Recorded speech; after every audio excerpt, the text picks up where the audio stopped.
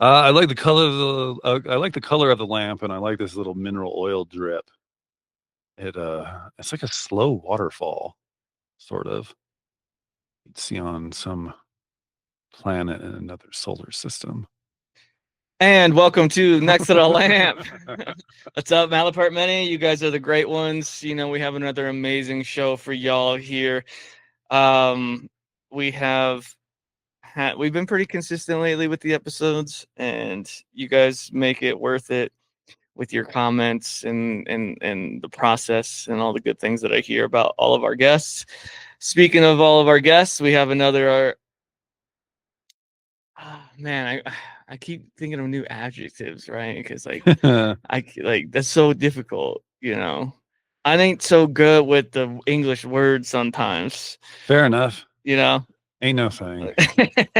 Yeah. So I cheat. I look in the dictionary from time to time. oh, see, that's I need to get one of those. We have dang, see, I was just gonna come up with another adjective there, but I'm not great. But here is Jason Clark. He's a poet. That's why I have him on here. I really like your poetry, man. Thank you. As Thank well you. as you're a teacher that I just found out earlier Yeah, today. that's what pays the bills. Yeah. Okay. Yeah. Yeah. That's interesting. Yeah. I've been a teacher for a while, actually. For a while I struggled with what my career was going to be. I was like, I worked at a civil rights law firm in Manhattan for a while. Thought I wanted to be civil rights attorney. Did that for like 8 months. Then I figured out that 99% of being a civil rights attorney is just being a lawyer, like any other one. So I tried that.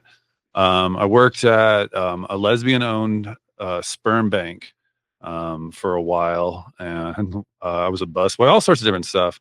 At the same sperm bank, West Boy. I was no, I wasn't a busboy there. No, those are just both in the same city. But I taught preschool in back in 2000 through the AmeriCorps program. I was a reading teacher, but they were 2.5 years old, so basically just keep them from eating books was mostly or falling on their head. And then I taught 7th and 8th grade language arts in the Mississippi Delta about 20 years ago. But then in grad school, I kind of got a knack for teaching. And my current position, I teach high school dropouts of various ages, mostly teenage age. And I teach reading, writing, and social studies. And it seems to be going well. It's nice. I like explaining things, and I don't have to sit down all the time, but I'm still indoors. It's not too bad. Sounds nice. Yeah. It's a good career. Yeah. So when you started teaching, were you kind of on the fence about it? Like, yeah, I thought I'd just do it for a little while. My plan when I was like 20 was to be this like revolutionary, like Gandhi or Martin Luther King type figure. Okay. Lead the revolution. But I'm more a lover than a fighter, what can you say? And I actually did have a moment when I was in Mississippi. This one kid was sitting in the front row. It was all quiet, which was rare. And this kid, he went like this, he's like, "Come here." And I was like, "What's up?" And he's like, "Come here." And so I got lower, and he's like, "What's Y mean?" And I was like, "Why?" And he's like, "Yeah, what's Y mean?" And I was like, "Well, A-E-I-O-U and sometimes Y. It's a vowel." And he rolled his eyes real big. He's like, "Ugh." And he's like, "No, like, why do you eat peanut butter and jelly?" And I was like, "Why do you eat peanut butter and jelly?" And he goes, "'Cause it tastes good." And he laughed uproariously. But it was a moment of real insight for me. I was like, man, I can't even explain what WHY is. It's an adverb, by the way. But so I started thinking about it when I got home from teaching that day. And I was like, well, I don't even know my own language. I'm like Mr. Fancy Pants degree out here in rural South. And, I was hired to teach language arts, and I didn't know how to do that. So I realized two things. One, that I really wanted to know my own language a whole lot better. And then two, I thought about it and I was like, if you really want to change people and change your community or your nation, really anything, the way you reach people is through art. It's not through argumentation. It's through that's how you get to someone's heart. In whatever medium you work in.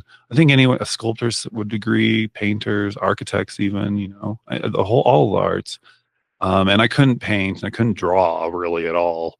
So I was like, I knew I had the heart of an artist, and so I went to grad school for that reason. I went and got a creative writing degree. Okay. I kind of realized that as well because I went to college to Yeah. be an English major, Oh, no kidding. Okay. and I wanted to be a high school English teacher Yeah. because my upbringing, my English teachers were the most understanding ones. Right. So I was like, okay, like I don't have to be a jerk to be a teacher, right? Yeah, you don't. You don't want to be, Yeah. because I mean, I'll tell you what, man, kids, we underestimate them. They can smell BS from like really far away. And, and they don't like being talked down to. Hmm. They have ideas, they have their own self, they have their own interests, and any kind of condescension, you're not going to get anywhere with you. They're just going to tune out, and they're going to make fun of you behind your back. Yeah, I know I did. So actually, I made fun of them to their face too. yeah, exactly. And then you're just a fool. You're just a fool in front of a bunch of kids. Yep. So it takes a while to get that rapport. That's a lot of it. Like my current job, it's kind of a mixture of like, so you're like, you are an instructor, and then you're also a tutor, then you're also a coach. Like you're like, hey, how you doing today, buddy? Like that kind of thing. Every day, no matter what they did the day before, you really want a clean slate every day so that they can perform. You don't want to hold grudges. Some teachers do. Oh, they'll yeah. hold grudges against families. They're like, oh, I remember your brother. He was, blah, blah, blah, blah. And then a little bit of a social worker too. Hmm. And so if you want them to listen to you, you gotta get to know them a little bit. You are a role model and you are a professional, but you still want to treat them like a human being. Yeah. And that's a lot of it. You got to build that up. And some people do hold grudges and stuff like that, and especially the ones that have been doing it for maybe too long. They start getting into a high school mentality themselves, Mhm. even though grown-ups gossip and stuff like that behind each other's back, and they can be real petty. You can't do that if you Yeah. want to succeed. The material is almost secondary after in the beginning, but Yeah. So I went to college, did got my prereqs out of the way, uh-huh. and I've always been musically inclined. I played trumpet for like 9 years, and I played Nice. piano and drums, guitar, all that kind of stuff. Love the trumpet. And once I went to college and stuff, it was like, well, this is how curriculum works. This is how much government intervention there is. And it's like, my God, like I can't do that. I don't like the government, for one. Okay. And for two, the reason I wanted to get into it was to help like at-risk youth, because that's where I was. Yeah, I hear you, man. And so music has helped me more even now, like listening to, certain artists and things like that has helped me more than really anything else. Yeah. So I was like, I bet I could do that. I bet I could reach more people and help more people through music than I could Absolutely. being a teacher. Music is probably, I mean, not that you have to rank them, but music is probably the most powerful art form, because you don't have to know a language, words, to understand what someone's doing when they're performing music. And it also accesses us at a physical way. You feel the beat, and that beat is like the heartbeat. It's like breathing, so it's a physical reaction to it. When I was little, I wanted to grow up and be Ella Fitzgerald. Okay. I thought that was a career path that might be available to me. And my dad loved old blues and old jazz and stuff like that. So I grew up around listening to a lot of like Billie Holiday, Louis Armstrong, Ella Fitzgerald, Oscar Peterson, Miles Davis, all sorts of stuff like that. From my dad's side, my dad had a lot of migraines. And so sometimes on the weekend, it was like tiptoe around the house, but he always have like a Sarah Vaughan record or something like that playing. My sister plays the piano, and she is a piano teacher actually, and an art teacher. But I just never really had the knack. I used to dance a lot. I have rhythm, I don't. It's not Okay. that I lack rhythm, but sometimes I like, I'll be like watching, an old jazz drummer on YouTube or something. I try to like keep in time with him. And I'm like, I don't know what he's doing, Yeah. Yeah, So that was one of the things that kind of it's difficult, right? Like if you get into playing music and you know how to play the guitar and you don't know the chords mhm, and you just play the guitar, mhm. I feel like that's when more of your creativity comes out, because then when you start getting into music theory, Yeah, you're like, oh man, I can't play a D chord because it yeah, doesn't go with a flat or whatever, right, right? So yeah. like people tend to, when they start learning music, they get out of the creativity side of it. That can happen. And I know music theory. Yeah, Yeah, right. I have a poster right here that kind of, I saw that. yeah, Yeah, helps me, yeah, to keep in time, in tune with things. yeah. But I don't use it as like a basis of my music. Well, that's the old question, isn't it? The human spirit versus the human mind, the theories and formal accoutrement of different kinds of media. Mhm. Like, okay, this is, if you're going to draw, if you're going to draw a dead flower on the table, okay, there's color theory, there's lines, there's composition, all that kind of stuff. Mhm. Um, but then you want to transcend it, but you also don't want it to be like cacophonous in someone's ear. I don't know. It's like, I'll just speak from my own experience. Like, I decided to be an artist in 2005. And so I got all these books on like old school form, like French poetry forms, or certain kinds of meter in ancient Greek poetry, like da da da da da da da da da da da da da da da da da da da. And you'd have like certain feet in certain kinds of meter that were meant to imitate like horses approaching a city that they're going to sack. And so that's why you use that meters, because it resembles that sound. You Is that know, like iambic pentameter? no, iambic pentameter is more to imitate like the breath of a sentence.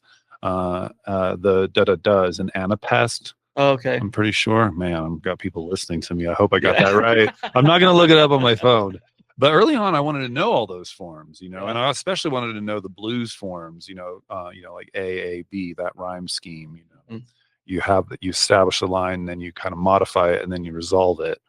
And but I think I did a lot of that about 10 years ago, in 2012 or so. I guess it was 13 years ago. I got really into sonnets. I wrote so many sonnets, and like probably about 50 of them, Shakespearean sonnets. And then I did these things called like double sonnets that were 28 lines long and rhymed A B, that kind of stuff. Mhm. I do mostly like free verse now, but it still has a rhythm to it. It has a Right. sound to it, so you can't abandon that exactly. Mhm. But gosh, it's such an old struggle between like the canon and what's accepted, and then deviating from it, and which one is the true art. I think it's kind of a blend after a while. Yeah. But like they say about jazz musicians, you got to learn the theory, and then you just got to throw it all away and do whatever you do. Yeah. So I think it's a good process. I think it's good to learn what came before, so you can Mhm. be in conversation with the past. Right. And sometimes you can find stuff from the past that is so immediately relevant to your life, and you can't believe it. Mhm. You're like, wow, that person experienced exactly how I feel right now. Yeah. And it's from another culture, it's from another language, it's from another country, it's from another mind. But there it goes and speaks to you. Oh, it's always good to think about, I think, with Mhm. what you're doing. Like, am I still in the school? Or am I still in the club? Or am I a total weirdo? But Yeah. it's also good to be, I don't know, I'm a weirdo. It's good to be weird. I feel you. I feel You know what I that. mean? Like, artists are weird. I saw this really good. I saw a pretty good Instagram reel a little bit ago. And it's like, it says people who are into art. And it's like two extremely well dressed man, tailored suits and everything, fresh haircuts. And then they do, the kiss on each cheek kind of thing. and then they walk away.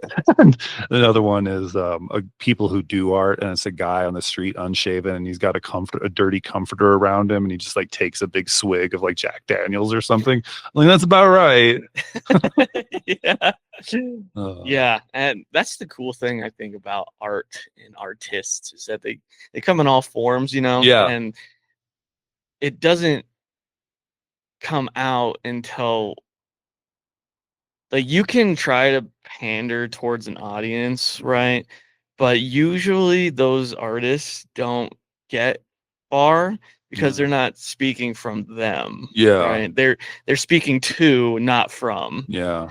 And when you start speaking from, that's when people can relate. Yeah. And then the people that do relate gravitate, Yeah. right?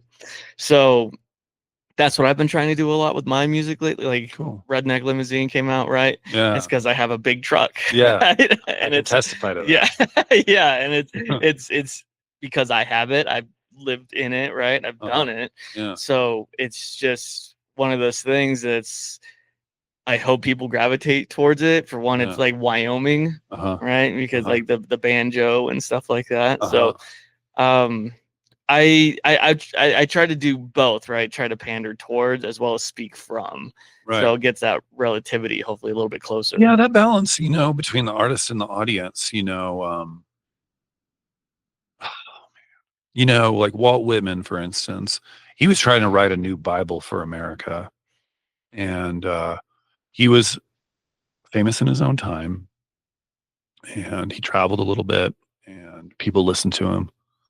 But then you look at the other, the flip side of that is Emily Dickinson, and she was quite shy and introverted. She had the people she loved, whom she loved, but I think she published once or twice in her lifetime. And from what I understand, maybe this is a rumor, but when she passed away, she had all her poems like beautifully written in calligraphy and like stacked up and like tied with a little bit of twine, in a closet. And so they're all published after she was alive. So that she was writing for an audience. Was she writing for an audience? And was she writing for an audience that wouldn't be ready for her until much later, or maybe we're still not ready for her, that kind of thing. Right. I don't know. I kind of look at it, because I was writing for myself in the beginning, just grasping, trying to make something that made sense, that was communicating from what was inside of me. And that was hard. And when I was in grad school, people were like, "What is this, dude?" A lot of like wordplay, like using words using made up nouns as verbs. It was just wild. And I've been looking at it lately as I put together a selected poetry volume. I'm going to try to get done before the end of the month. But it was weird. It was bizarre, really. And I got some feedback and that I was not happy with. That I was like, oh man, I don't know how to do this. But then I started performing a lot more after grad school. I was in Boulder for a little bit in a very abortive attempt at a PhD in political science. And I got good response there. And then I started reading, when I moved back to Laramie, I started getting a good response to different audiences. I guess I cater to audiences when I choose what I've already done. Like I don't write on spec unless I'm like doing a collaboration. Someone's like, can you do something like this for this song or as a response to my painting or whatever, in that kind of collaboration. But otherwise, like for instance, if I'm going to read at a funeral service, it's going to be very different than reading at a bar at an open mic night, or a wedding or just a jam around a campfire. Or like I'm walking up to, a group of young men and they're like, "Poet, you need to spit right now. Come on, let's hear some lines." It doesn't happen so much anymore, but I do know how to do it. But it's always, I'm like, oh, I better know how to do it. But I kind of think of Kurt Vonnegut and Rick Rubin when I think about audience. Kurt Vonnegut said that you basically got to like write for like one person. You have someone in mind, write for one person. Mm-hmm. And from what I understand, he basically wrote for his sister. Okay. Yeah. And like she was the kind of audience that he could think of, and he's still writing for internally. Rick Rubin, the music producer, BC Boys, Run DMC, Johnny Cash, very famous guy, very, very successful. In his interviews, he's like, I have no musical talent. He's like, I know what I like, Right. and then that's what's released, and I like that. And if it's good for you, then good. And if I don't like it, well, I'm an artist. I move on to the next step and do something else. Hmm. And that does speak to me. Like I'll write. I try to write maybe 2 poems a month, and my time is limited, kind of, and so I usually write on the weekends. But I have all this stuff going on inside of my soul, inside of my heart, inside of my spiritual center, inside of my my cognitive center. And I'm like, it's confusing, and I try to like corral it, kind of take all those little bits and pieces that I can't quite get a grip on and put them together in a poem. And then sometimes people love it. Other times they're like, oh, okay, there's a new poem from Jason, whatever. We expect it twice a month. So, Yeah. but my former professor, the late Craig Arnold, he's like, think about a poem for the occasion. Mm. What does the occasion call for? And write for that. Okay. So, yeah. Do you want to move the microphone just a little bit to the left? Yes, I can do that. There you go. Perfect. All Right there. You right want it to be pointing right at your mouth. Is it pointing at my mouth? I'm also moving my mouth. Yeah. Squeaky thing. There you go. Perfect. You can hear it cut out kind of. Yeah, I did hear that. Yeah. Yeah. See, I learned how to like speak on a stage at Boise High School back in the 90s, and with big proscenium, and then the main floor, mezzanine, and the upper deck. I learned how to like project I'm still like an amateur when it comes to microphones. Yeah. I just want to decant. I want to go like to Yosemite and hear it all echo. Yeah. Just shout into the void. I feel like that's what I do with my music in general. Yeah, no, good. Shouting into the void. Now we know your process. We know your outcome. We know your audience. Pretty much myself. All the bears and squirrels and deer are out there. Ooh, what was that? Pretty much. Yeah, I've listened to a couple Rick Rubin interviews, and that's why I make music for me. Right? I make music that I like and that I want to listen to. You have good taste. I do okay. I listen to a lot of everything. Mm-hmm. So, I did grow up, like jazz is what got me into trumpet. Nice. So wanting to be a jazz musician and like the muffled trumpet stuff, right? And I had a step cousin who she was a musician, and she's a music teacher now in New York. Oh, wow. And she really likes swing dancing and stuff like that. Mm-hmm. And that's what that and ska music, in the 90s. Oh, I remember. Yeah. Squirrel Nut Zipper. Yeah. I remember. Sell Out by Real Big Fish was like one of the things that got me into trumpet playing. I was like, man, what instrument is that? Yeah. And like the way they played it was kind of jazz-esque, Okay. And so that's kind of like where the ground roots were. And even when I started releasing my own music, it was lo-fi hip-hop that was like hip-hop with contemporary undertones, that reminds me. Oh, what's that? Not Tribe Called Quest. I'm trying to think. They did that tune jazz thing. They were out of Brooklyn. They kind of mixed hip-hop and jazz. Oh, I'll think about it. It'll come to me. I'm sure I know who you're talking about. Yeah. What is it? I'll think about it. But I do love the trumpet. My favorite musician of all time is Louis Armstrong, and for a while I was listening to the Hot Fives and Sevens pretty much every day for a good decade. For a good decade? Oh yeah, I love that late 20s sound when it was like, what are we doing? Mm-hmm. They were inventing so many things that later became standard. But they'll have like on a record, they'll have like spoons as one of the instruments and all sorts of different weird sounds. Yeah, I just love Louis so much. I was listening to Beale Street Blues earlier today when I was playing pool against myself. Okay. Yeah. Big band is like one of my favorite genres still. Yeah. My grandfather, my mom's dad, he was a counterintelligence officer in World War II when he was in France just after D-Day. And what they would do, it was actually classified until the 90s, but they would create sounds like through speakers of like what it sound of troop movement and of artillery. And so if the Nazis were spying on them, they would think that there was a bunch of troops there. It was complemented by a visual counterintelligence unit where they would blow up gigantic like inflatable tanks so that when the planes from Germany went over, they'd look like there was a bunch of artillery there. And so after the war, when he got back home, he was a history teacher, but he was also a DJ during the big band era. Nice. And he had, I remember when I was like 13, I was visiting him and my grandma. That was their 50th wedding anniversary. He was very sick. He actually passed then. But my cousin Dino and I were in the basement of his house, and there was a whole wall. There must have been 10,000 big band records. Dang. And yeah, and he wrote a book called Ballroom Echoes, and it's a whole book just about big band venues in the United States. Oh, that's cool. Yeah, yeah. I wonder where can you find the book? Probably you'd have to check it out from a major city library. I did some research on it a few years ago, and I found someone who had done their PhD in ethnomusicology at Boston University had cited his book in their dissertation. Really? I was like, damn right, Longold. Good job.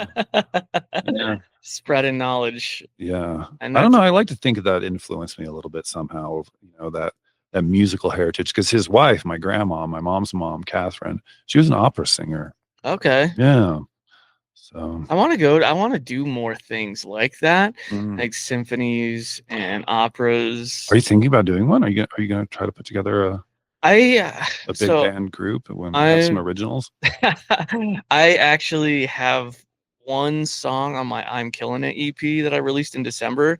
It's called The Intermission, and it's like a symphonic piece that I actually did by myself. Cool. Yeah, and just like put it all together, and it's about 7.5 minutes, and it's a movement, and it starts off kind of from when I started high school in Encampment to graduated to moving to Laramie to like living in this apartment to buying this house to kind of last year. So it's a very emotional piece that has like a lot of different movements in it. That's lovely. And I've always been infatuated with symphonies and things like that. Like I said, I listen to everything. So yeah. Just being able to put that out there is kind of crazy, I think. Oh man, throwing your baby into the world, it's hard. Yeah. Like some stuff you're just like, gosh, I hope they really love it. I worked on it so hard. Oh, my sister, she wrote, she was a big fan of Ursula K. Le Guin, the like sci-fi fantasy writer. And she invited Le Guin to her wedding back in 2001. And Ursula K. Le Guin did not come, but she sent a handwritten letter and to my sister and said, I'm so glad that you love the books. Sometimes you don't know what it's like. It's almost like you're just throwing something you love over a cliff into the ocean. You don't know if someone's going to catch it before it lands into the water. And it's lovely that you wrote to me and said that you did catch it. And I was like, man, that is so moving. Yeah. It comes from such an internal space. I've written a lot about like personal pain, like family members I've lost to violence, my own struggles with mental illness, the absolutely horrific state that the world is sometimes in. Sometimes, all the time, maybe. Gosh, yeah. I'm trying not to turn into a cynic. Same. I remember I was talking to someone a couple of months ago, and I was like, I would be a pacifist. I'm just not that optimistic. Yeah. I don't know. But I write what I write now, and it comes from an internal place, and it's how I put myself in the world. Really, it's my life's work being a poet, and it's good to get the response sometimes. For people who come up, they're like, that is exactly how I feel. I'm so glad that you articulated it in words. It's like what James Baldwin said, who's just one of my favorites, one of my favorite prose writers and public intellectuals and people of the 20th century. And he said, the purpose of reading is you think you are alone. You think that your suffering is unique. You feel totally isolated and totally misunderstood. But then you open up a book by like Dostoevsky or something like that, and you realize that there's other people in the world who know what you're going through, and it gives you solace. Yeah, I have an EP, a Slod Motif, which is my hip hop persona, Oh, okay. um, called My Grievances, right? Mhm. And it was Okay, I like that. yeah. I like that a lot. So it has quite a few different styles of hip hop in it, right? Uh-huh. Um, one of them is called My Broken Heart, which is about me and my ex-fiance breaking up. One of them is about my friends who all kind of just quit talking to me at the same time, like collectively, all of them at the same time. Oof.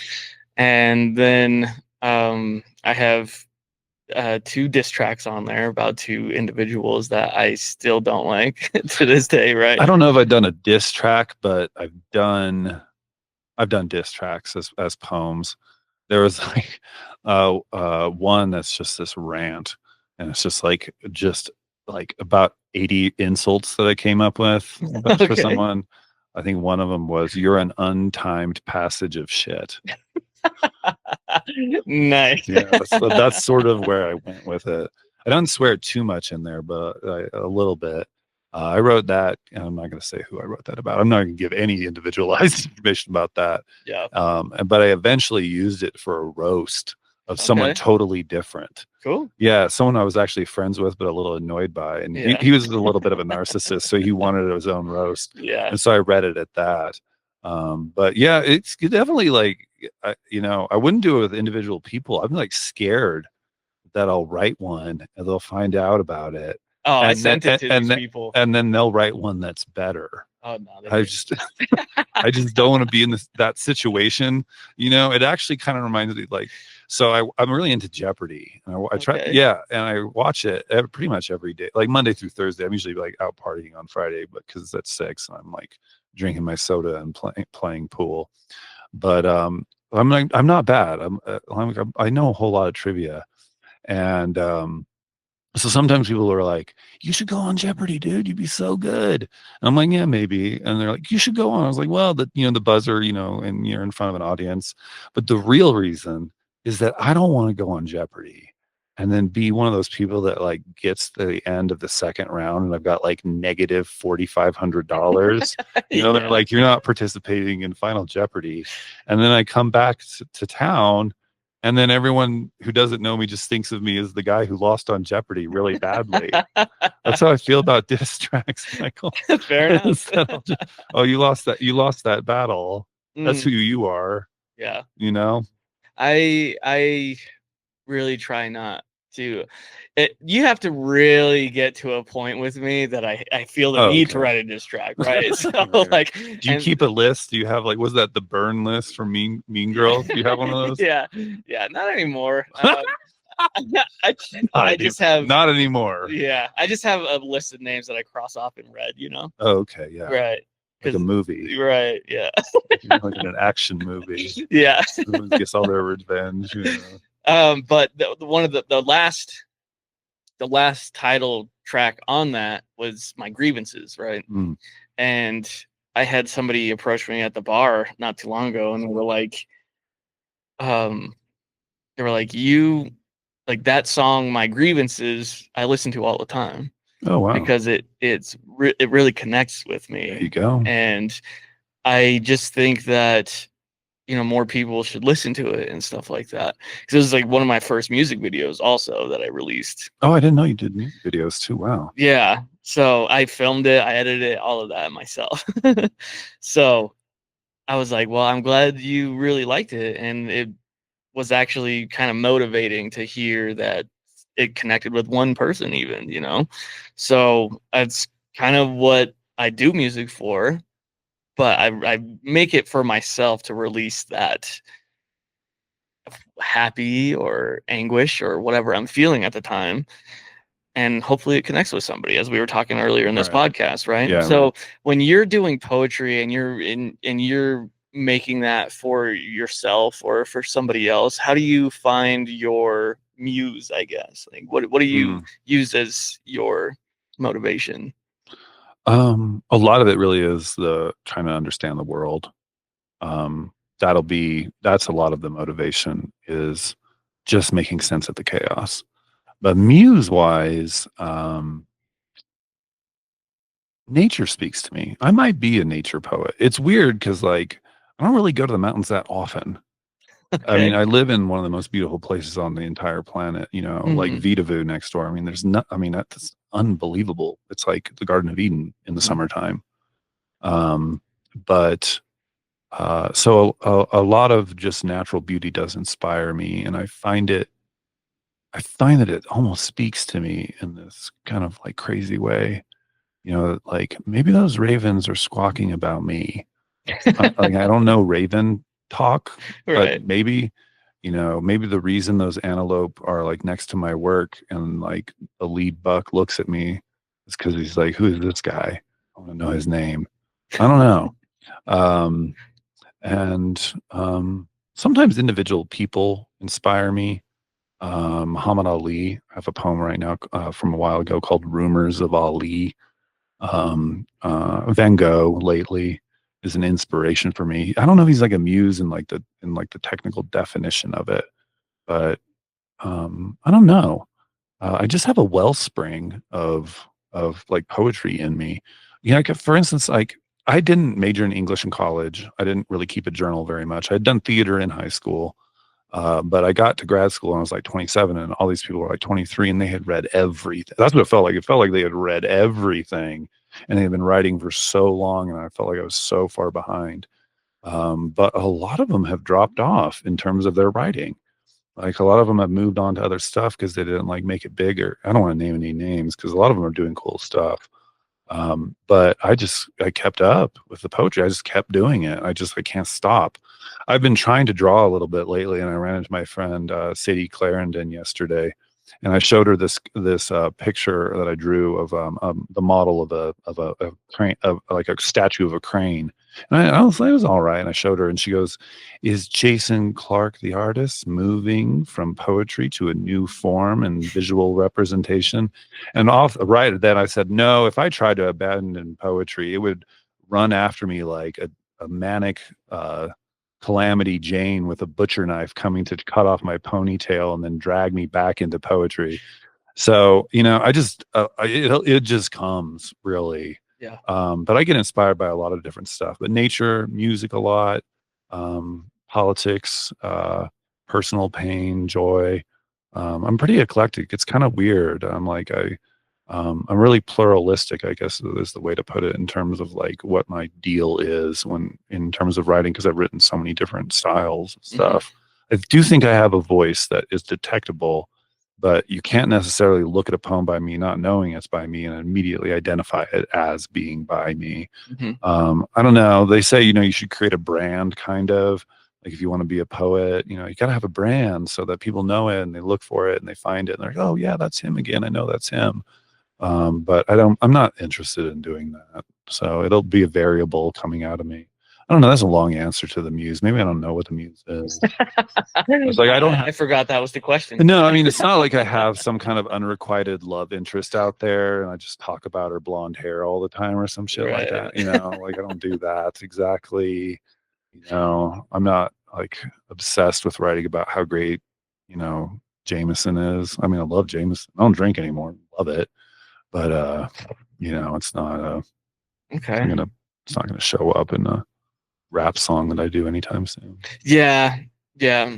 You've kind of witnessed kind of my poetry style and things like that. I'd love to see what you do. It's great. When I talk to people about you, they say, for one, Jason Clark, watching him read poetry is like watching Vivaldi, right? Yeah, that's what I've heard. That's what I've Some heard, man. pressure. Yeah, Of all the yeah, dude. And somebody also said it's like watching LeBron when he was in his prime. oh man. Yeah, like they think they are, they think of you pretty highly in the poetry aspect of it, and Yeah. I can see why. Because I that's one of my biggest fears is having to go up on an open mic after you read. So I'm like, I want to be before him. So It's a lot of practice, you know, it is a lot of practice. Like it really is. You gotta learn. You know, you have the soul, but you do have to put the work in. Mhm. Like you know, I'm lucky that I did theater in high school. Like you basically, the only thing you do as an actor is you move and you speak. Those are the two things you got to know how to do. So you study a lot of mime, and then all of the different opera, rap, any kind of poetry. You learn all of those ways to speak, and then everyone else does it for you. Like the costumes you wear, you didn't design them. That they're put on you. The lighting there, you're not controlling the spotlight or the overhead light. So I knew how to do the vocal stuff, and when I went into poetry, so like I'm glad that I know how to perform it. I'm glad that people appreciate, wow, Vivaldi and LeBron. Someone actually told me to my face after Wednesday. A friend of mine was like, "I'll tell you again, Jason. Watching you perform poetry is like watching Tom Brady play football." And I was like, "Well, I don't like Tom Brady very much, but I understand that he's a very talented quarterback." But that's good that people are saying good things. Wow. Yeah. Oh, speechless about Vivaldi and LeBron. Yeah. Wow. That's crazy, isn't it? It really is. It, I should get paid for it more then. yeah, I should get that's more true. money. I'm not getting LeBron money. This shirt and tie are both secondhand. That's nice, dude. I like them both. Oh man. I like watching your work because like you're one of the few hip hop people around. Mm. There was Wyoming Sound. I can't remember what it was called. There was like a multi-member rap group long time ago in Laramie. I love seeing them. I mean, I love hip hop. Love. Really? Oh man, I go nuts for it.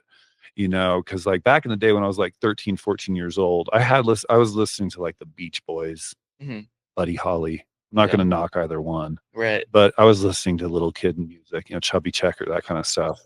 Yeah. And then I listened to my parents' records, which were just not. I mean, no one knew who Billie Holiday was at LaBois Junior High in Mhm. Boise in 1993. Okay. And then the two things came out. Two things came out music-wise in pop culture.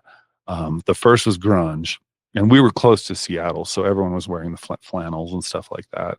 Right. And back then, it wasn't just Nirvana. It was Nirvana and Pearl Jam, Stone Temple Pilots, Mhm. Silverchair, Bush, these kinds of bands, Soundgarden, that kind of stuff. And then, oh man, then gangster rap hit. Like there had been, the rumblings of, NWA when they were out. I remember when I was like 10, looking in the newspaper and seeing the black and white photos of different kinds of like chiefs of police and sheriffs are like, they're destroying our society and respect for authority. And I didn't really know what authority meant. Mhm. But then, the Chronic dropped Mhm. and Doggy Style dropped. And I Yeah. was like, what is this? I was like, what is this? I didn't know you could be that loud first, Mhm. that you could have a beat that was that heavy, and then the content was outrageous to me as this little suburban kid in an obscure state. And I was like, I was overwhelmed by it, and I wanted to listen to it all the time. But of course, I wasn't old enough. So we passed around that Chronic CD. Like the CD on the front is like a drawing of a pot leaf against a black background. Yep. And like it was just passed around like like really secretively Mhm. because it was so outrageous. And then I don't know, I kind of fell off for a while. And then in college, my girlfriend at the time, she's like, you need to listen to Eminem.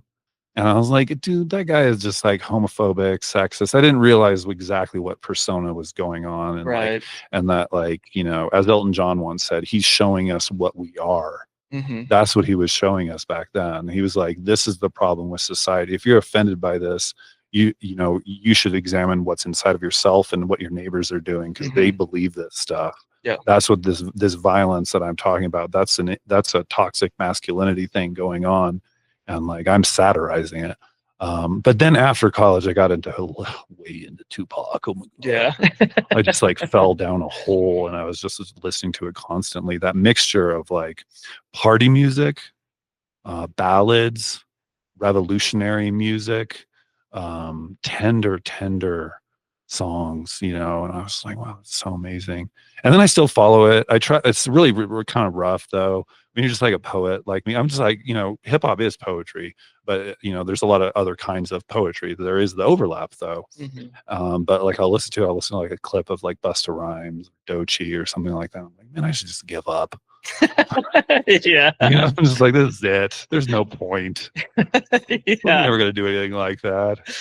With that like level of flow, and Yeah. I mean, I was watching a new clip. I think it was the RZA. He was on Colbert Report, and they had the final tour for Wu Tang coming on. He had this thing. It was like it included like psychology, you know, quantum physics, philosophy, and I was like, oh man, what's going on?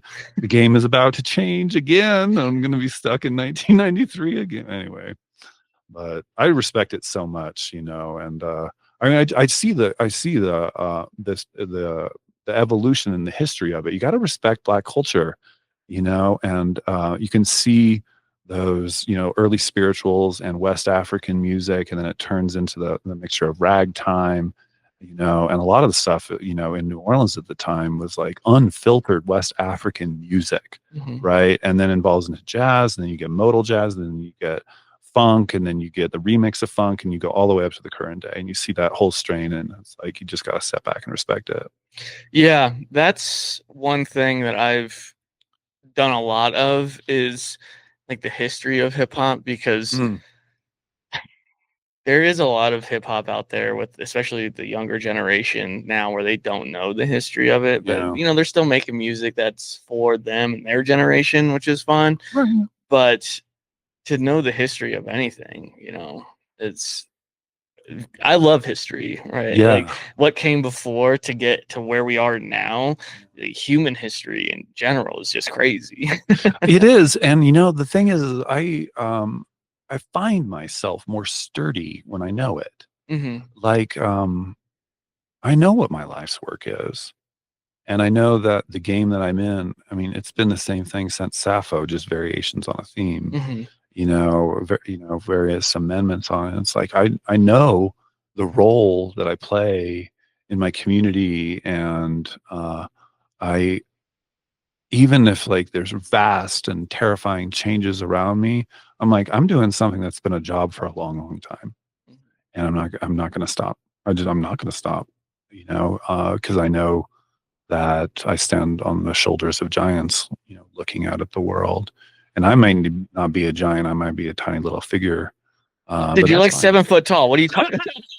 Yeah, I am. I'm pretty tall. Actually, when you said, you know what people say about you, Jason, I was like, do they say that I'm tall? That's, Yeah, I was that's like, one of the that's things. what, you know, I was like, do they say that I dress well? Do they say that, you know, like I make a good rack of lamb? Do you? I actually do. Yeah, I'm a Okay. pretty good cook, actually. Well, Yeah. I've never Yeah. been invited to those dinner parties, I Oh, they're guess. all myself. I'll invite you to the next barbecue, and I smoke a All rack right. lamb. I'll make sure you're there, Mike. Heck yeah. Yeah. I do like cooking a lot. My dad was a really good cook. Um, yeah, he spent a little time in France. My dad's from Laramie, was from Laramie. I don't know what you say when someone's dead. He's been gone about 10 years. But yeah, he was a working class kid, his generation and his family, his you know, his brothers and sisters, they were the first to go to college. And is on that side of my family. But he spent some time in France, and then he and my mom they took their honeymoon to like Crete, and I think Lebanon, and then Egypt, and then the Sudan, and then my dad got malaria, but he like had all that cuisine and fell in love with it, so he tried to reproduce it a lot. Um, Cooking you know, is an that's what art I form in itself, you know? Like, Oh yeah, I want that's like basically what I watch on social media is I watch cute dog and bird videos okay, and then cooking videos. interesting. Yeah, I love watching like fine cuisine be prepared. I like watching like Jacques Pepin make like an omelet, Okay. you know, like the perfect omelet, stuff like that. I like stuff like that.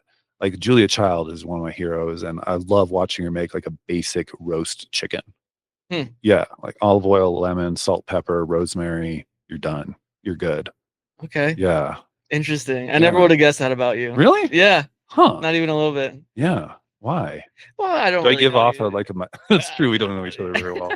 I'm not So, like a McDonald's guy. I do eat like, you know, I like highbrow and lowbrow and middlebrow culture. I mean, I call myself a poet, which is like the snobbiest thing you can call yourself. mm, So like class distinction, because in cultural distinctions, I sometimes feel like I'm a little bit outside watching it. right. Like I can handle like, you know, a wine and cheese party, you Hmm. know, on the Upper West Side, or like, you know, some grilled, like sausages out in the countryside in Mississippi or something like that. Yeah. But you know, I like, for instance, I'm a big fan of Popeye's fried chicken. Big fan. Popeyes, eh? Popeye specifically, yeah. Okay.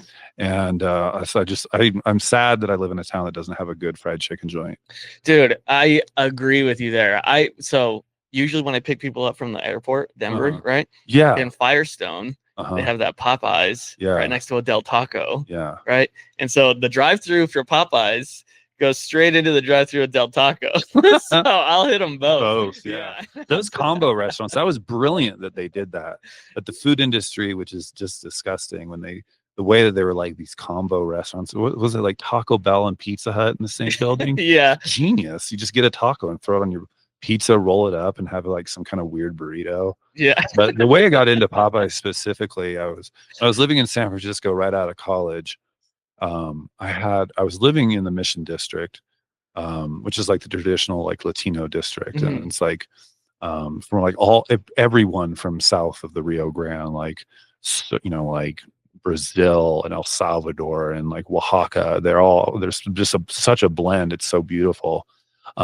So I was trying to make a living, and I had this job at in the basement of the bookstore at UC Berkeley. Okay. And it was a terrible job. I would staple order forms to invoices and then file them. That was the whole job. And I think I was paid $9 an hour maybe. And I was spending so much money on rent, just trying to be a cool hipster. I was trying to be a hipster, Mike. I was really trying hard, but I had no money that I did save up. So I would go on Mondays during the first season of American Idol. I would pick up a $2.40 at the bodega and a box of fried chicken at the Popeyes, and then eat. That was the best night of the week. And the Popeyes, I think it was, oh man, I hope your listeners in San Francisco are not going to get mad at me. I think it was 21st. It might have been 22nd. And Mission Street had the Popeyes, and it was popping all the time. Like, it was always long lines, and the fried chicken was always really fresh because they had to keep doing it and it didn't sit around. And the employees there were absolutely amazing because like they all spoke English and Spanish and one East Asian language. Really? Yeah, because you'd have like little old ladies from like Korea or China, you know, and they only spoke their language, so you had to know like 3 languages to work at Popeyes. Crazy. Yeah, I was like, respect. For real. You know? I'm learning Spanish right now, and I took Spanish in high school, didn't do great at it. Took it in college, didn't do great at it.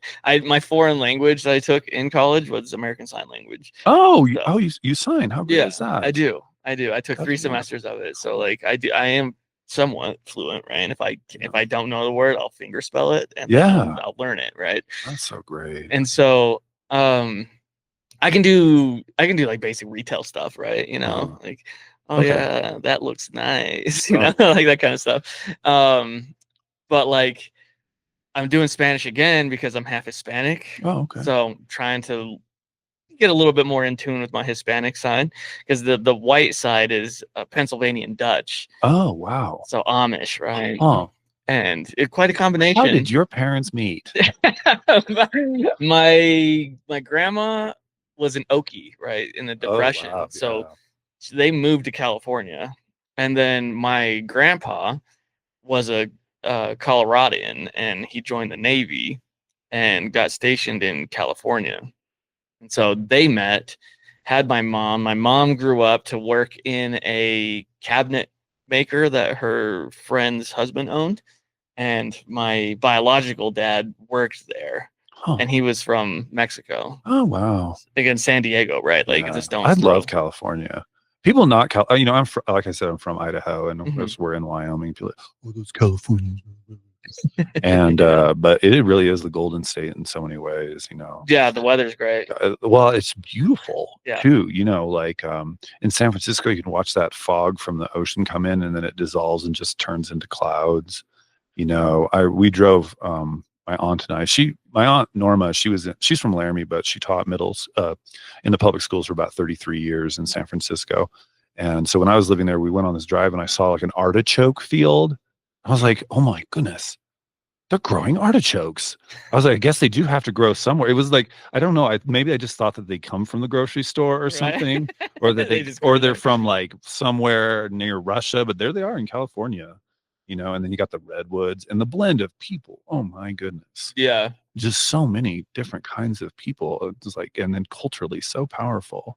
Yeah. I don't know. Hollywood does seem a little gross, especially lately, but Yeah. at the same time, it's I like I know. just love movies, and so. I I like movies, but not like love movies. I'm a recovering screen addict. I was like addicted to television when I was a little kid. Guy Ritchie is like my favorite director. I'm watching a Guy Ritchie show right now, Mobland. Oh yeah, Yeah, I just started it. I saw a commercial about that recently. Yeah, it's like the mob genre is a little bit tired. They've made so many, and then of course The Sopranos just put the cherry on top. Right. But I'll watch it. It's like it's action packed, but the acting in it is incredible. Mhm. I mean, you got Helen Mirren as the wife of the mob boss, played by Pierce Brosnan. She's kind of the brains behind the throne, and then you have Tom Hardy, and that guy is so watchable. I'll watch almost anything. I won't watch the Venom one so much. Lawless is really good. I don't know that one. It's a movie with Shia LaBeouf. Oh, really? Yeah, and it's about prohibition. Oh, okay. Yeah, it's really good. Yeah, It's really good. Prohibition's a fascinating time. Man, talk about American history, crazy. That's when a lot of like mobsters became mobsters, was to move alcohol.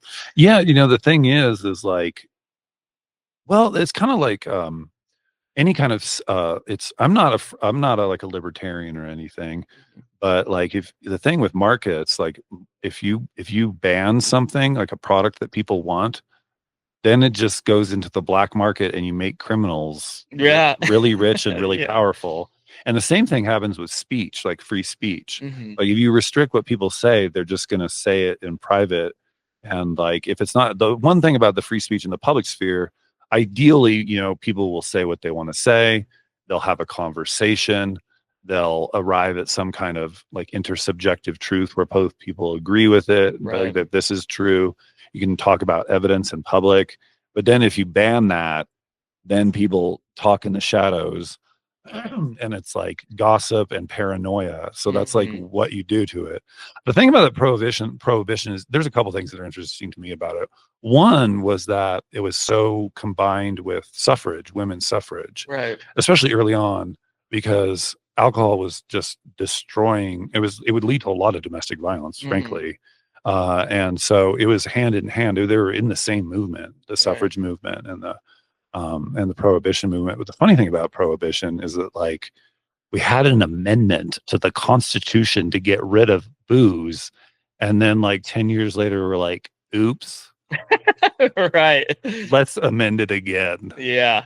These guys really like their alcohol. I was like, so okay. It's like the eternal law of the Constitution being built by James Madison with God on their shoulder. And it's like, well, actually, like it looks like the Constitution had a few mistakes in it and along the way. Yeah.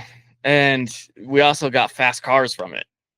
Really? Oh, really? To outrun Smokey. Yep. Yeah, that's true. That's when a lot of like race cars started happening, and then they were like, then he started putting them on a track, and they were like, well, you make a fast car, I make a fast car, so let's race them and go from there. And yeah, that's a lot of where race cars came from. So I always think that's fascinating too, again with that human history thing. Like so many things have evolved to fill a need, whether it is outrunning Smokey or even basic cookware, right? Like, we got to have something to cook food with, so we're gonna make this, so and then we're gonna use it to distill alcohol. Alcohol has got such a fascinating history. It's been made all over the world, and it's like it's so long, because you think about like probably some fruit dropped out of a tree and then it's just rotted in the sun, and someone came along and was like, oh, look at this disgusting rotten fruit, I'm going to take a taste. All right, I'm going to put that in my mouth. And then they got little loosey goosey and laughing a little bit, want to dance. Everyone's also, I was in their village, is like, oh yeah, I think I'll have some rotten fruit too. But I don't drink anymore. I just kind of stopped by accident. I kind of wanted to get away from the amount I was drinking, and I don't really mind that I don't anymore. I just drink a lot of juice and coffee and stuff like that. Still go to the bar, listen to music and stuff. But gosh, there's so many cool different drinks out there. I mean, there's really nothing like a glass of wine with a really, really good meal. Mm-hmm. You know, something that's really heavy, maybe something real greasy, and then that wine just cleans your tongue, you know? Yeah.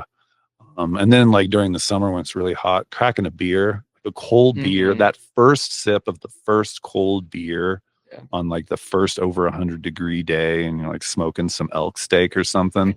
This is, Yeah. I mean, it's hard to beat that. Coca-Cola Yeah. doesn't do that, Yeah. you know. And then I am a fan of whiskey. I like that brown liquor. Really? Oh yeah, nuts for it. Jameson goes down like iced tea for me. It's so good. I And a was a shot, rum you guy. know. Oh, rum guy. Yeah. Yeah, there's some good rums out there. My friend Nick Park, he spent some time in Guatemala, and so he brought back a rum from there, and I was like, Yeah. that is good. It's like a whole meal. Yeah. Yeah. I am I am see April, so 13 months sober Oh from wow, alcohol.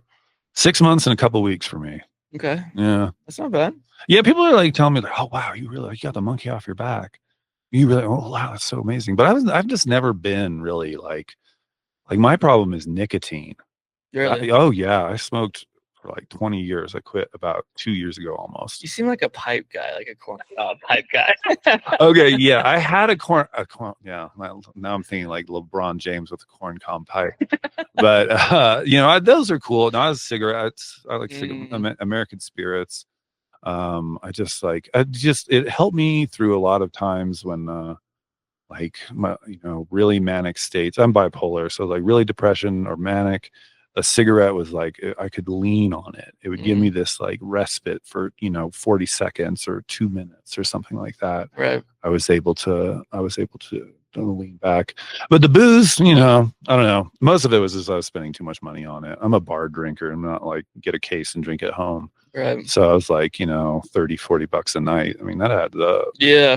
That's Yeah. not good. I I was never much a drinker anyway. Even Mm. when I did drink, it was like once every month, every couple months. But when I did drink, it was like I'm Oh, getting I hammered. hear you. I did that back in like late middle school. I did have a booze problem. Mm. I was hanging out with like some bad crowd, and There's some ruffians, huh? they were, yeah. I don't want to say his name or any of their names, but one guy, you know, he lived with his dad and his dad's girlfriend, who was a meth head, and they had like kicked out his grandma. It was her Oh, trailer, and so we would drink like expired Keystone Ice, and then we got this guy's mom, his dad's girlfriend, to buy us liquor at the liquor store. I was like 14 or 15, nice. and I was drinking a lot of Jose Cuervo Gold tequila. Cool. And like one night, I had a whole 750 milliliter bottle by myself in like 2 hours and didn't feel drunk. Dang. And I was like, okay, this is a problem. So I stopped drinking until I basically I spent a semester in London my sophomore year. So I was like 20. And so I went to the pub a couple times and got a Boddington's. I was like, this is nice, you know, nice foam. It's like kind of as foamy as a Guinness, Yeah. but it's more of a like a heavy lager. Okay. This was sort of what it was. And I was like, this is kind of nice. But I didn't really start drinking a lot until I moved to Wyoming. Man, people love drinking here. Yeah. I really dislike how alcoholic centric a lot of places here are. Yeah, it's too bad. Like it is cold for a long time, but I don't know if maybe if there were just more offerings of stuff to do Right. that didn't involve it. Yeah. I don't know. Maybe it's an old cowboy thing. I don't know. That's too easy of an answer. I'm not really sure what it is. Yeah. I think maybe it's just the There's kind of just the so world. many bars though. There Like are. it There used to be a even lot more too. yeah, yeah. Even my hometown there was more bars than there were churches. So Yeah, it's like it's just one, it's really profitable, right? that's true. Like you That you is very can true. open up a bar tomorrow and be Yep. profitable. Yeah. And two, it helps people like it's just so normalized in regular culture, right? Like Yeah. you see beer ads on the Oh, commercials, I know you all the see sports, like yeah, football sports. all of it. Yeah. And so it just I haven't thought about that. you That's just true. get brain Uh-huh. stigmas, right? That just Yeah. like you have to do this to have fun. And I've noticed actually quite recently, a lot more people are sober these days. Yeah. I've even noticed like a lot more people don't even smoke weed anymore. Yeah. Like even in Colorado, there's a lot of people that don't smoke weed anymore because Yeah. like it was fun, and now it's like it's normalized enough to where you've seen like the bad side effects of it and stuff like that. Yeah. The thing about drugs is like, I know people, booze is a worse drug. Weed is whatever, but some people really need it. Some people like they need to be like they need to be on marijuana all the time. And so that's fine for them. But I witnessed some of it like right when it was legalized in Colorado. But I saw people, putting the THC like wax on top of kind bud, Yeah, and like it's excessive. I'm looking at it, I'm like, man, if you need to use a blowtorch to do your drug, maybe you need to like rethink that. Yeah. But I don't know. People, I think, it's good to do something, a lot of things recreationally. Nothing too dangerous, but like if you're just stoned all the time, Right. then you're not in reality ever. Right. And like reality isn't great, but yeah, it is important sometimes to like take a sober, objective look at the world a little bit, at your own life, allow your thoughts to be your natural thoughts in your mind, your emotions to be your natural emotions, and respond to that. Because a lot of times the booze stuff, especially, people are running away from something. I know so many people who have been running away from the same pain for like 30 or 40 years. Right. Like I have a cousin here in town, and he's like, the such and such bar, it's the same people all the time. Now, it may be 20 years after the last time you were there, but it's the same people still, just different faces. Right. So I don't know. I don't know. I have, I don't know. I don't really like miss most of those things anymore. You know? Like, Yeah. I mean, I will say I'll see it like somebody make a cocktail or something. And I'm like, that looks good. Yes. But you can make the same thing in a mocktail, right? Yeah. So like, I'm like, I would drink that if it was non-alcoholic. I drank Pabst and Jameson. That was me. The PB and J. Yeah, PB and J. And like I said about the snob thing, I don't worry about it. I don't worry about how people perceive me. I'm like, whatever. I'm living on top of the world. But the thing is like I was having like 6 to 8 Pabst and then maybe 1 or 2 Jameson shots, and then just really doing it on tying one on the weekend. But when I deleted that, and by the way, this is how it happened. I got strep throat on my birthday, October 9th. Oh, dang. Yeah, it sucked. And so I went to the nurse and I was like, I think I have strep. She's like, you do?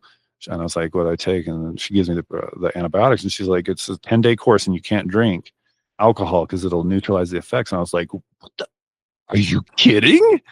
And so I stopped, and so I just stopped. But the thing is like beer has a lot of sugar. So I was like starting to get these like sugar withdrawals. Oh man. So those are the worst. Yeah, they're not great. And I was like, what? Whoa. And so I started drinking cranberry juice with tonic water. And that is my thing. That is my jam now. Oh, really? Yeah. And so I'll have like 3 or 4 a night. And and they don't charge me very much. And so I save a lot of money. But like on a Friday, like I'm out on the town from like 5 until 10. And I end up having like 8 or 9 cranberry and tonics, because it's like it costs almost nothing. Yeah. And so I get this like buzz around 10. I'm like, just just practically vibrating. Yeah. From the amount of like juice and juice sugar. Yeah. That I have in my body. It's a thing. I can get it. Yeah. It's funny because like on Arrested Development, I don't know if you ever saw it, but like Buster would have like juicing parties with his mom when they try to like get information out of him, and he's like got like Capri Sun and he's going crazy on juice. That's me now. So yeah. Interesting.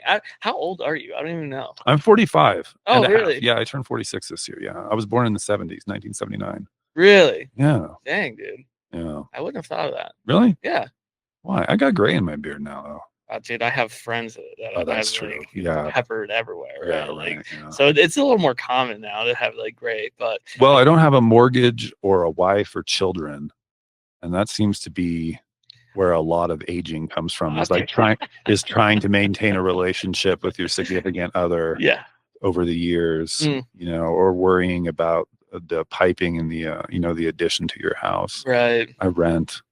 So yeah. Okay. I was gonna say like maybe 37. All right, thanks. I Yeah. guess youth is cool. Yeah. Yeah. I guess. How old are you? I don't even know how old everyone's.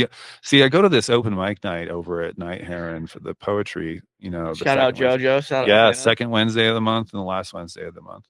And but everyone, I feel like it's weird because like I feel like a beginner still in poetry. Mm-hmm. You know, I still have the blank page and a pen, and I got to come up with something. Mm-hmm. And so I go in, and I'm not. I don't have stage fright, but I have like, I hope I don't get tongue tied, you know, or whatever, or I just like get to the second stanza and I haven't built it up enough, and you know what I mean? Yeah. And then but I look around the room and I'm like, people are paying attention to me, and they'll like talk to me afterwards. They're like, how do you do such and such, or something like that, or like, where did you read that, or whatever.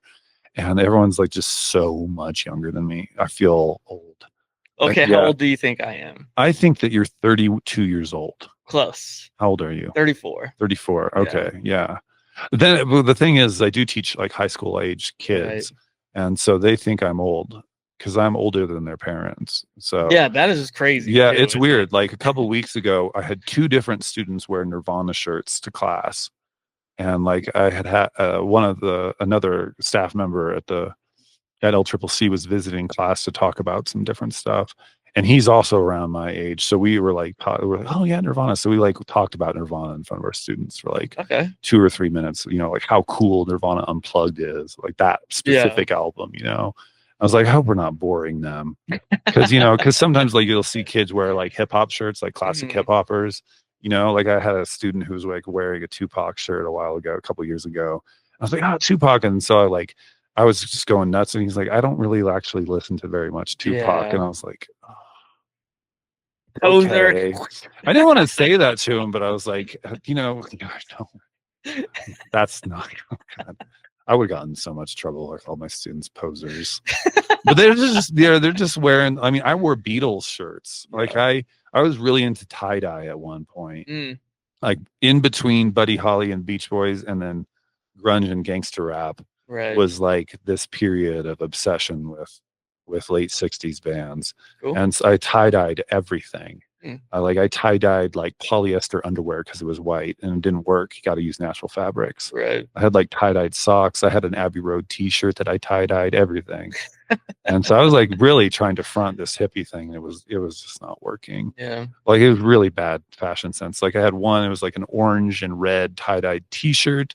And then I had a vest that my dad had crocheted in the 70s. It was like purple and pink and green ribbon with a black lining. And I had dyed my hair crimson and parted it down the middle. And like this girl I had a crush on had like done my haircut, and it was really terrible. And that's what I used for my like yearbook photo, my 10th grade year. Okay. I want to see that actually. I'll try to find it. Yeah. It's not great look. It was just, I was so awkward. I want to see that for sure. I'll try to find it. I have some of my yearbooks still, but yeah. I never. They're in my mom's house now. I don't have them here. Oh man. Yeah. We talked a little bit on Wednesday about existentialism. Oh right? Yeah, big fan. How do you really navigate that feeling of existentialism? Sure. So I'm not an existentialist. I think most people in the developed world in the 20th century at some point go through a stage where they are. And I had a stage for that as well. My philosophy, I would say that I'm probably a mystic. Okay. For a while, like for a few years from 2009 to about 2016, I was something like a Christian. And, I was raised in believing, love your neighbor as yourself, care for the poor, that kind of stuff. The Gospels I was into. And my dad was kind of a Buddhist, pretty much, like an earth worshipping Buddhist. Mom, more of the Christian angle. But like good values, nothing like Bible thumping or anything like that. But then now I think there's something beyond what we can know through empiricism and reason. I think science I believe in science. Even if I didn't, it would still exist and be correct. I think that's the best way to kind of figure out what the objective world is. Mhm. But in terms of value, and ethics and ontology of like what we are and what the world is, I contextualize existentialism historically. I understand why they wrote that way. I understand why Sartre and Camus were existentialists, Mhm. because in World War II, it was like the second time in the 20th century where Europe tried to commit suicide, Yeah. essentially. I Yep. mean, if you look at Germany, I mean that Germany was the country that produced Beethoven, Mhm. Goethe. I mean, they were very sophisticated culturally and economically and industrially. Mhm. The great institutions and universities of research and thinking were in Germany. Mhm. And then they did some of the worst things that have happened in the history of humanity. Right. And so I can understand So why. far. Yeah, so far. But you can look. I mean, well, you can find genocide happening on every single continent between 1850 and 2000. Mhm. You know, Still happening. The Cheyenne and Lakota, how they were treated in the United States in the Mhm. latter half of the 19th century. Armenia in Asia, 1910 or 11, I think. The Khmer Rouge in Cambodia in the 1970s. I cannot believe I have an alarm going off in the middle of a discussion about genocide and existentialism. But and then Australia, Jason Clark, guys. The Tasmanians, they're gone. Um, El Salvador in the 1970s and 80s, all over the place. It's just part of what human beings do. Mhm. Um, but the existentialist urge and the existentialist point of view, I liked what it produced, which was very sophisticated comedy and absurdity, like Waiting for Godot by Sam Beckett. It's a moving, but it's also a funny um, play. Mhm. And then through all the way, even through the Coen brothers movies, they do drama and they also do comedy. They do tragedies Mhm. and they do absurdism. So I think I probably receive existentialism through the absurd Okay. and appreciate it because if you look at what we are, we know that we exist through part, Yeah. and we know that we have some level of freedom, or we can at least pretend that we are and start from there Mhm. and laugh a little bit. You gotta laugh at it because a lot of what human beings do is ridiculous. And if you look at multiple authoritarian governments around the world, some of them are just moronic, Right. and I was writing a letter to a friend of mine recently, and I said, the way that you resist the authoritarian is through the erotic and through humor, because the nihilistic aims and drive of the authoritarian or the totalitarian personality, you know what they hate? They hate being laughed at. Mm. They feel shame. They don't feel powerful because we're not afraid. We're not Mhm. afraid of them. We're like, that is hilarious and you're ridiculous, even if it's dark comedy, Right. it's a dark comedy. It's dark, but it's also funny. One thing I think about a lot is we're the same person, right? Hmm. We're just experiencing things separately, right? Okay. Um, the thing that really makes us different is this fat, you know, Oh, the skull jelly. yeah, the skull jelly. That it takes it's neurons and things like that that make a synapses of a connection Hmm. that create your personality, your experiences that you've had shape that fat jelly in your head that makes you ultimately different. Otherwise, we're just like microorganisms, right? Right. We have an intake, we have an outtake, we have just this here, right? Hmm. And that's really the only thing that makes us different is those experiences and that how that fat jelly is Yeah. created, right? Yeah, well, we do have like nerves in our stomach. There's the gut part of us that's different. Right. But I was talking to my friend Nick, my very good friend Nick Park, uh, lead singer and lead guitarist of the Peculiar Patriots, a very talented blues musician and great guy, also a great logger. If you need any trees cut down. Find Nick Park, Old Moose Land Services. Anyway, Shout out Nick Park. Park. And one of my great readers, he's helped me a lot in forming. I'll show him the beginning of poems and stuff like that. But he reminded me, that we're all bundles of energy, and my old friend Tyler Nickel from who lives in Boise, he's like, that we're basically just electricity that's slowed down a lot, an amazing amount of electricity. And what Nick said is like, if you think about it, I'm over here, and I've got all my vibrating electricity that's moving around and solidified into mass. But then I touch all the molecules of air, and that air molecule touches you. So it's just a continuum of me over to you and to everything else in the world. There's a unity because it's all energy, just you moving around. And so in a certain sense, there's a unity amongst all of us. Maybe that's something I believe too. I believe in individualism, obviously. Like I would get mad if someone published a poem that I had written, said it was them. I'm like, no, I'm me and I wrote this. Yeah. But not that mad. I don't know. If I got royalties. Anyway. Yeah. But we are connected. There's like an ultimate connection amongst all of us. It's one of the it's one of the sad things of the developed West, cultural West, Western Europe, England, and the United States, Australia, I guess to a certain extent, is this focus on individualism. Is that can lead to isolation and loneliness.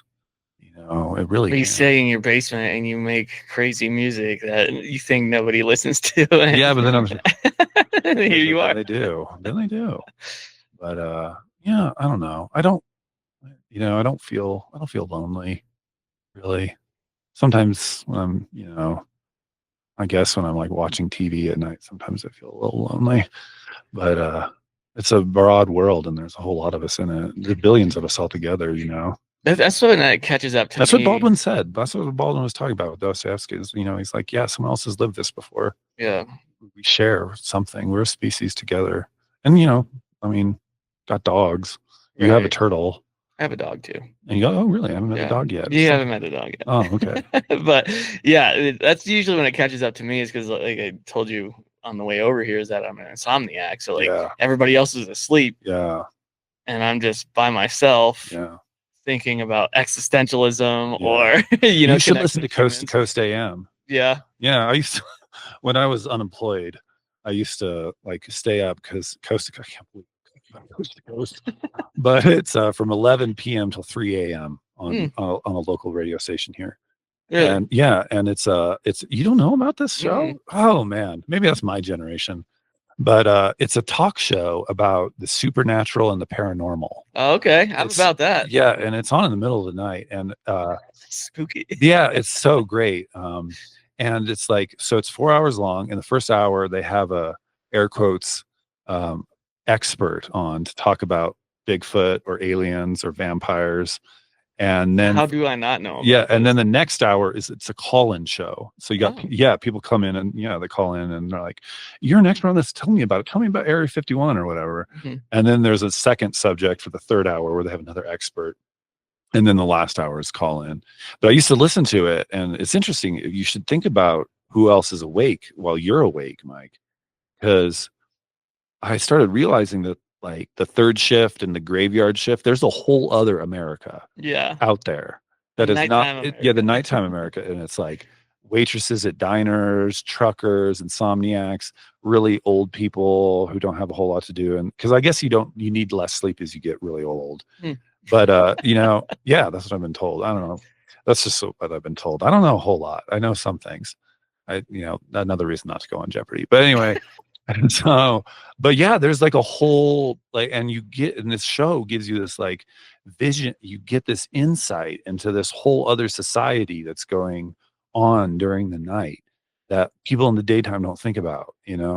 Like they, maybe that when they pick up their donuts, they realize that there's a baker that comes in at 2:30 in the morning to make all their delicious donuts. Right. But they don't think about the whole other world. People are like, they believe in the Men in Black. That's not just a movie. They're coming to your house because you've learned too much about the reptilian or gray-skinned alien. Exactly. You don't even have to believe all this. It's just fun talking. It's Yeah. fun listening to people who are like have written their own book on What's the station? KOWB. Okay. It's like the right wing talk show and sports radio station for the Laramie area. Okay. Yeah, but you can find it online too, coasttocoastam.com or something. I listened to the old ones. Okay. That was hosted by Art Bell. Now it's George Norrie, but Art Bell is hilarious. Okay. Yeah, he had like his most historic one was the guy.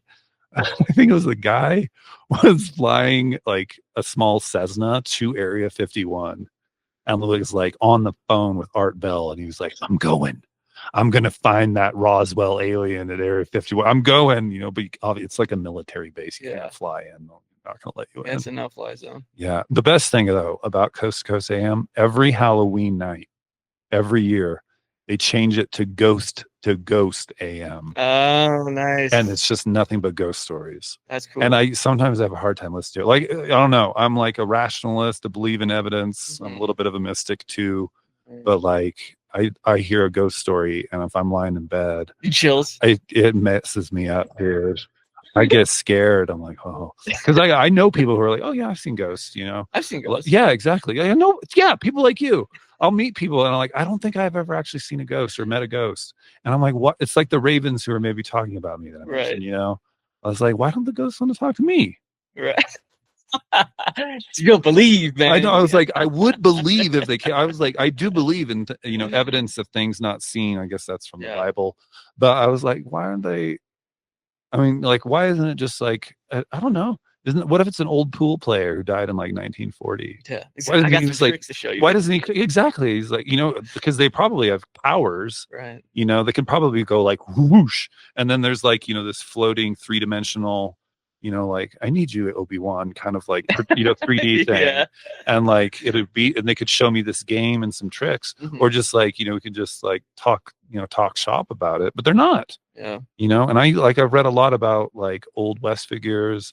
Like Calamity Jane, Crazy Horse, like big personalities. And I'm like, just ring me up sometime, buddy. Like I want to knock on my wall. Yeah. Or maybe I would have a heart attack and just die. Like if I saw a ghost, I'd just be like, that's crazy. You're afraid of ghosts? Clunk.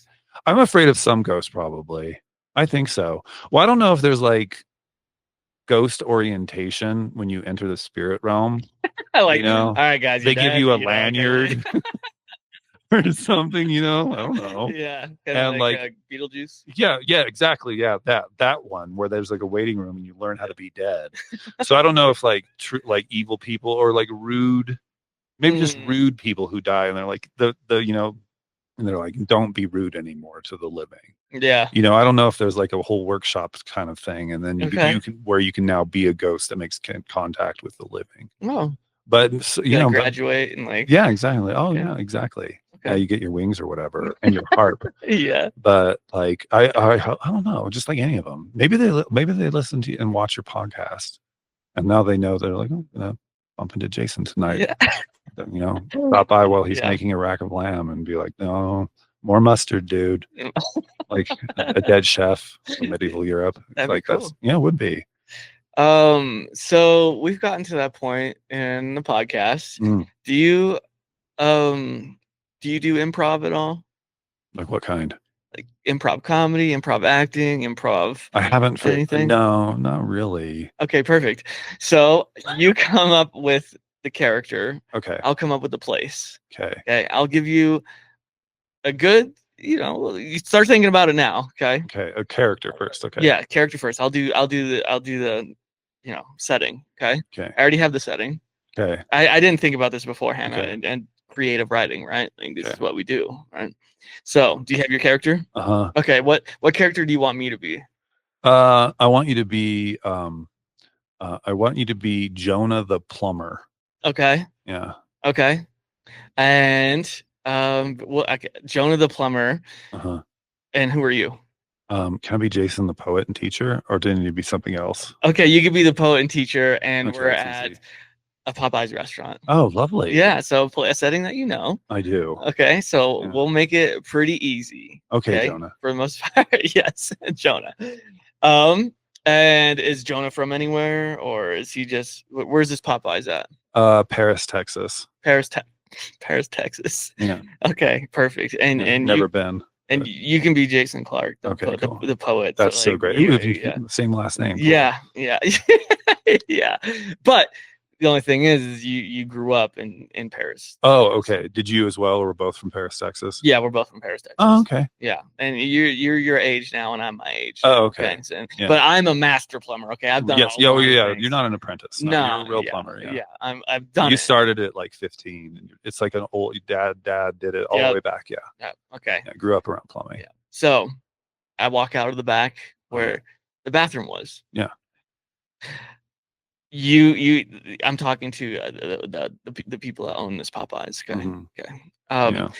So I'm just gonna say that your plumbing is backed up. Okay. I would not serve anybody here. And anybody that you did serve, they're probably gonna get sick because you haven't been able to wash your hands this entire day. Oh, yeah. And you overheard this conversation. So Oh, okay. I'm a patron. Yeah, you're a patron, and you walk in. Well, you hear and you interject. What do you interject with? Oh man, that you should have shut down earlier today. You should have stopped serving food if you weren't able to wash your hands. Well, I don't control the Popeyes. I'm just telling them that they should have actually have done it Oh, prior. okay. So you need to tell them that they need to shut down because you're gonna get sick. You're gonna get Yeah. real sick. You already ate. I see that you already eaten the biscuits and the chicken. Oh, okay. So I'm talking to Tiffany, who's the manager of this Popeyes. You could be, but Yeah. we're kind of like in a circle. Oh, okay. Yeah. So Tiffany, yes. Yeah. So I'm just saying you're probably gonna get sick and you're Oh, not man. gonna feel well. You might die. Actually, you might be a ghost before even tomorrow. So what are you gonna do? What are you gonna do with your last 24 hours, Jason? I know you from prior experience. You know. I think what I need to do is I need to take some money out of savings and get a flight and go see mom. Get a flight and go see Go mom. see mom in Boise. Okay. Make sure that we're squared away. That's kind of Yeah. crazy that you Yeah. have the savings for that because you know how much last minute flights are? Like $1,200. Dude, like $1,200, bro. Maybe I'll get a Greyhound ticket. Just from Texas to Boise, that's longer than 24 hours, dude. Guaranteed. I went from Portland, Oregon to Rollins, Wyoming one time, and that was 24 hours. I think what I'm gonna do is I'm gonna go home. Okay.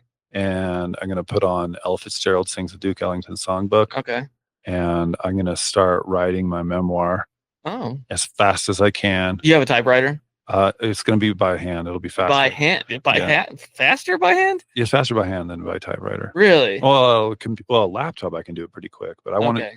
I want it to be real. Oh, you want it Oh, personal? Yeah, I want You it to wanna be put personal. your- It'll be like the last missive. Okay. Yeah, I visited the Museum of Popular Culture in Seattle Right. about 3 years ago, and I saw handwritten lyrics by Jimi Hendrix. Oh, Totally different. totally different. Yeah, and my friend Laura Reinhold. Mhm. By the way, if you need your horse to be trained, or if you want to learn how to ride the horse, or you need to learn Spanish, So now you're breaking the fourth wall for your improv. Look up Laura Reinhold up there in Yeah. Hewlett, Wyoming. She's great. She's gonna hold my. She's gonna she's younger than me and hasn't smoked forever. She's gonna be the conservator of my estate, all my writing. So when Okay. someone comes along and does their PhD on Jason Clark's collected poetry, Okay. yeah, so she'll get my copy of my memoir. So I'm just gonna start writing my memoir as fast as possible for 28 hours straight, Okay. and I'm gonna buy a pack of cigarettes because I'm about to die anyway. Right. And so that's how I'll fuel myself and keep myself from falling asleep. Okay. And you and think so- you can write your whole memoir of I your think life? I bet I in can write 24 about hours? 150 pages. I can do it justice. How was the chicken at least? Chicken was Yeah, worth it. Worth Absolutely. It. Your last meal, do you think, or are you gonna eat again before then? And are you gonna get more Popeyes? I mean, since you already ate it, you might as well eat more of it. I'm gonna have probably the thickest ribeye available in Paris, Texas, Okay. and then potatoes because I'm from Idaho. Mm. I mean, I'm from Texas, Right. Texas but potatoes. I know people from Idaho. Anyway, Yeah. so I'm gonna eat. I'm gonna make some twice baked potatoes and a ribeye. Wow. But I'm gonna do this. I'm gonna do this while I'm writing. Okay. But maybe I'll just have the ribeye. Maybe just a ribeye and then a bottle of Jameson Okay. and And just- yeah. cigarettes. and cigarettes. Okay. And that's you're gonna write a whole memoir tonight. Yeah. Well, I want to be able to tell you that this is an unfortunate coincidence that happens at some restaurants here in Paris, Texas. Yeah. But it happens a lot more than you think. I'm laughing Yeah. at my own mortality. Yeah. So you may not be the only one. I mean, I see like 7 other people in this restaurant right now that are they're gonna have to have a Is there no conversation. hospital in this town? Like I can't get my stomach pumped. Nah. No, not in Paris, Right. Texas, dude. We don't have medical facilities here even a little bit. We don't even have a clinic. And I hope we're not insulting Yeah. people who live in Paris. I mean, the other people who are our community Insulting members how? here, We're just here saying the demographic. that they yeah. don't have a hospital. Yeah, I that they actually don't know have how it big out it is. It's very weird. I lived in Paris for 75 years. And Oh, I'm 75 years old in this scenario. okay. and I have never noticed we don't have a hospital, not even a Yeah. clinic. Not even a Or clinic. Yeah, we or did a have one. pharmacy. We did have a clinic at one point in time, but that guy actually turned out to be like where the story of Leatherface came from. Right. I do Yeah. remember reading about that in Mm. in the Paris Times. Yeah, about 20 years ago. Yeah. Yeah. Yeah, that was scary. It was scary. Yeah, you never know. They lived right next door, kept mostly to himself, did wear people's faces as his face, Yeah, on which occasion. that probably should have told us something untoward was going Yeah. on. Yeah, but I mean, this is Got to live and let live. Yeah, yeah, this is yeah. 2001. Like It you is know, 2001. we can't make judgments on people That's like that, you true. know. Yeah. So we have to get to know them first, right? Right. And the people that got close kind of like didn't, you know, Yeah, where did they go? where, was weird. it seems like every spring break, all these kids would come over and then they just disappear. and they just weren't around anymore. That's so strange. I You guess I gotta- should have noticed. Yeah, We need to come together. We need to come together more as a community. That's going to be my final message in my memoir. Just come together as a Yeah, community. come together. Yeah, Mm. like John Lennon said, I guess. Yeah. Okay. Or Rodney King. Well, send me a flyer because we Okay. still use mail, right? Right, we like do. email is kind Kind of of new. yeah, kind of new, but I like, have my AOL account. yeah, Yeah. yeah, AOL Online Instant my Messenger. Windows 95 machine. hmm Yeah. Good times, dude. I We love are living in good Yes, times right now. Exactly. The beginning of the millennium is really great. Right. Yes. Kind of like cell phones are here, but they're not like as prevalent as. What's a cell phone? Oh, I Right, think yeah. I've seen those on TV. Yeah, you have seen them on TV. They come in briefcases, but they have like small ones. You actually have to hold the whole briefcase up to you. That's what I understand. Right. My uncle is 95 Mm. years old, and he'll use those cell phones in his business. Oh, I don't think they're going to go. successful. I don't guy. think they're going to go anywhere though. Nowhere.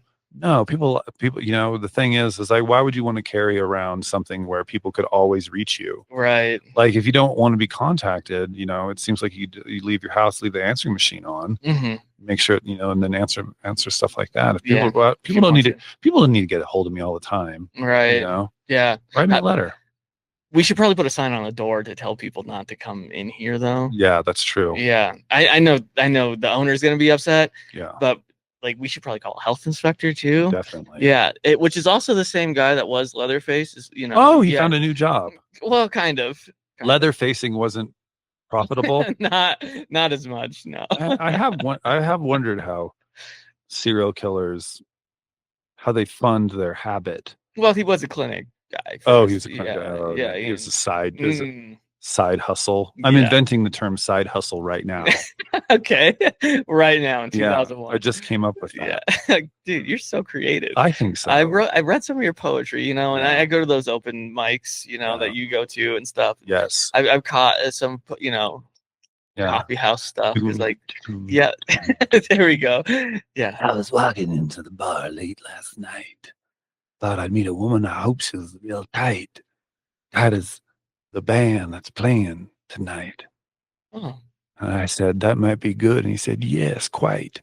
okay. Yeah. Perfect, dude. And scene. Perfect day. Yeah. Yeah. And scene. Well, we've also come to that other part of the podcast now that we got through the improv part. You can see why I don't do improv comedy. Yeah, Yeah. So I'm in and out. Yeah. Breaking the fourth wall is rough. it is. I like watching it happen. Whose line is it anyway? It was like one of the best shows. Yeah. But I ask you, Hmm. what is your definition of success?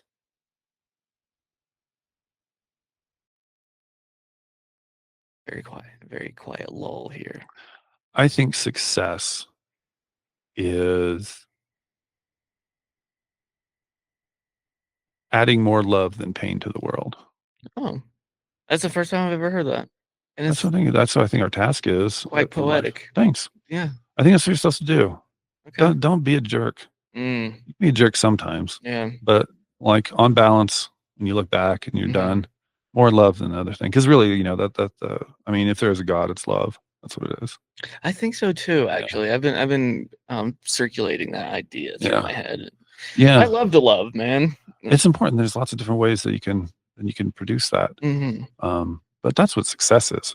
I mean, having, you know, a roof over your head or a tent at least, and making sure you don't starve. Hmm. I mean, those are the basics. And if you can Yeah. get that, I mean, for, you know, a lot of our ancestors and a lot of people in the world today, that is success. Right. But I still think love is not just a human quality. It's, you know, for a lot of different animals, maybe the plants too. It might just be what, you know, Yeah. what the purpose is. But that's success. Yeah. Okay. Yeah.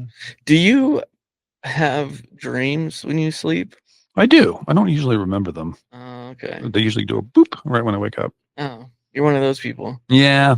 Do you remember the last dream you do remember though?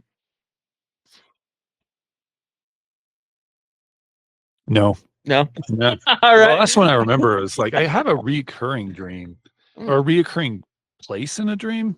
okay.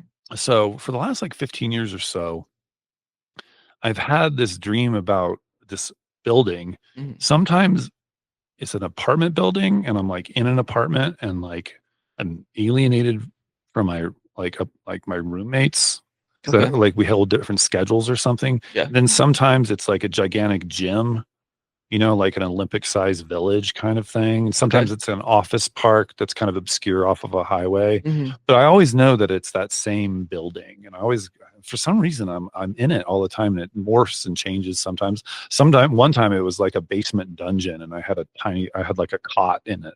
Mm. And then I was getting like evicted or Do you something. know this place? Like, have you been there before? I know that where it's like it changes. It's either in Ohio where I went to college at Oberlin, or it's in Boulder where I was for about a year, PhD. Okay. So it moves between those two places Mm. for some reason.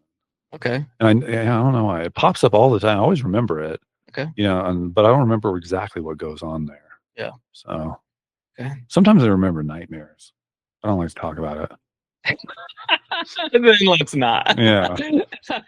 Perfect. Well, why don't you tell the people where they can find you if you want to? You know, you don't have to. Sure.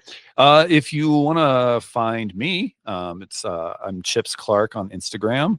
And then you can also find me on Facebook, Jason Stenner Clark. If you Google my name, you'll be able to find some poetry that I've done.